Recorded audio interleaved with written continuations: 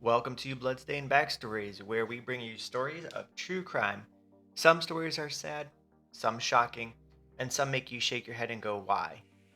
But one thing is certain, they'll pull you in and they'll take you on a journey through the darkest places of human behavior. Today's story is about Gregory Powell, a career criminal who in 1963 kidnapped two police officers and murdered one. Let's step into the chilling case. Often remembered as one of the most haunting crimes against law enforcement in American history. Gregory Powell was born on August 2, 1933, and he was raised in Michigan. His early life was marked by instability and neglect. His father, a traveling musician, was frequently absent, and his mother suffered from chronic illness. As a result, Gregory was forced into a caretaking role for his younger siblings at a very young age. Some experts often point to when analyzing behaviors of development. By his teenage years, Gregory had begun developing signs of antisocial behavior, and at 15 years old, he ran away from his home and hitchhiked all the way to Florida. During this time, he encountered a Catholic priest, and the two reportedly engaged in a brief sexual relationship, an experience that some say later speculated may have contributed to Gregory's complex psychological profile, although this remains debated by some. By 16, he had stolen a car and money from his family. By 18, he was stealing other vehicles as well. These weren't isolated incidences, and this marked the beginning of a long pattern of criminal escalation. Gregory spent much of his early childhood cycling in and out of prison. By 29, he had spent roughly 10 of the previous 13 years incarcerated. While living in California, Gregory underwent a craniectomy at the Vacaville Medical Facility to remove a brain tumor. Some defense arguments later attempted to link this surgery to his behavior, suggesting possible neurological damage. However, medical experts at trial were divided on whether it had any meaningful impact on his actions. After being paroled in May 1962, he also worked as a hustler and drifted between California and Nevada. In January 1963, he carried out armed robberies in Las Vegas. At the time of the crime, he was living in Boulder, Nevada, with his accomplice Jimmy Lee Smith.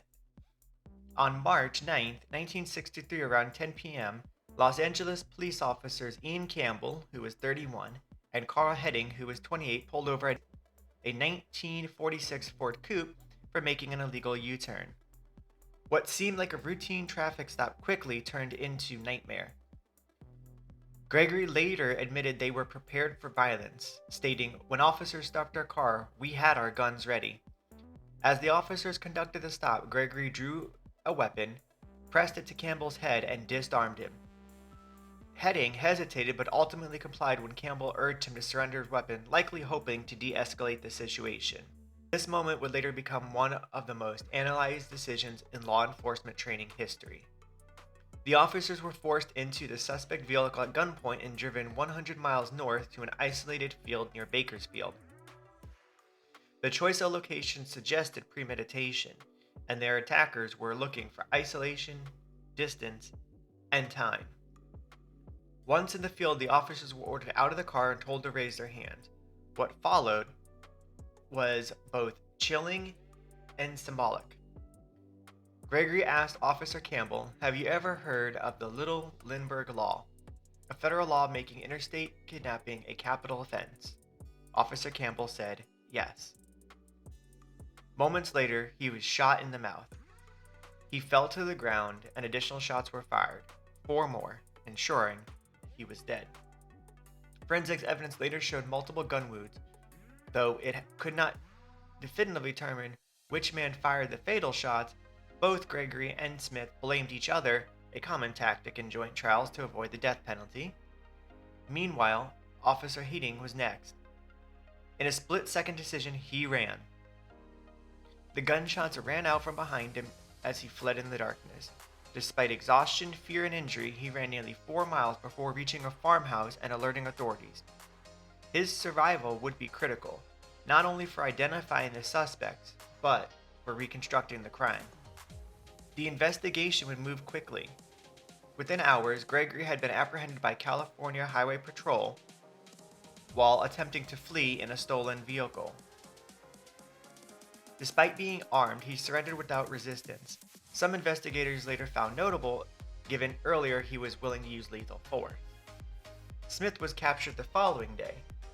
Physical evidence included the stolen vehicle, firearms linked to the crime, and ballistic analysis tying the weapons to the fatal shots. Hettinger's eyewitness testimony became the cornerstone of the prosecution's case. His account was detailed, consistent, and devastating. The trial began later that year and drew massive public attention. The brutal killing of a police officer and the kidnapping of two sparked outrage across California and the nation. On September 4, 1963, Powell was convicted of kidnapping and first-degree murder. The jury recommended the death penalty, which was swiftly imposed. Smith was also convicted and sentenced to death. However, the legal battle was far from over. Gregory's defense raised multiple appeals, including arguments about his mental state, the effects of his brain surgery, and procedural issues during the trial. In 1967, he was granted a retrial, but the outcome remained the same: conviction and a death sentence. Then came a major turning point. In 1972, following the landmark case, California Supreme Court decision in the People v. Anderson, the death penalty was declared unconstitutional in California. Both Powell and Smith had their sentences commuted to life in prison. The aftermath of the crime deeply affected those involved, especially the victims. Officer Ian Campbell left behind a wife and two young daughters. By all accounts, he was a dedicated officer known for his calm demeanor and professionalism. His killing became a symbol of the dangers law enforcement officers face, even during routine stops. Officer Karl survived, but the psychological toll was immense. He suffered from severe PTSD and overwhelming survivor's guilt.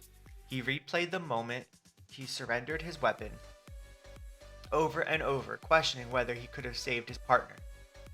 His experience directly influenced police procedure nationwide, leading to what became known as the Hettinger Memorandum, a warning drilled into officers: never surrender your weapon.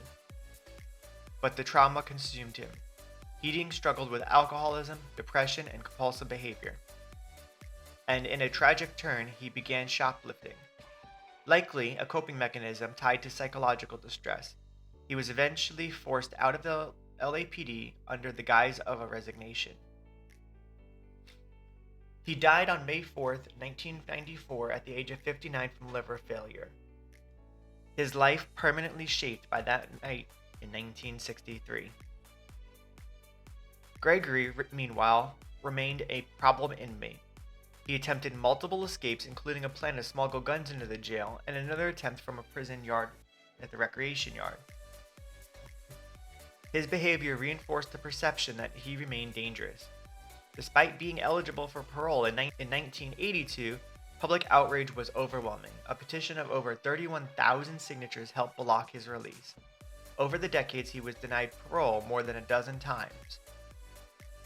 In prison, he worked in the law library and became well-versed in legal procedures, filing numerous appeals and motions. In 2011, he sought compassionate release due to prostate cancer. It was denied. The case gained even wider notoriety when the book, The Onion Field, by Joseph Wamberg, later adapted into the film The Onion Field. The story brought national attention to the psychological toll of a violent crime on survivors, particularly law enforcement. Gregory reportedly had one complaint about the book. He believed it portrayed him as less physically attractive than he actually was, a detail that many saw as revealing his narcissism and his lack of remorse. Gregory Powell would die on August 12, 2012 at the age of 79 from prostate cancer, still behind bars.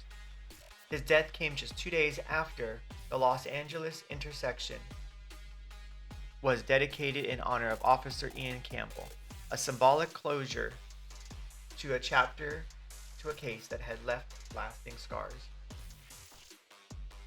This case is not just about violence, it's about decisions, trauma, and consequences. A routine traffic stop turned into a calculated act of brutality. A survivor lived, but carried the weight of that night for the rest of his life.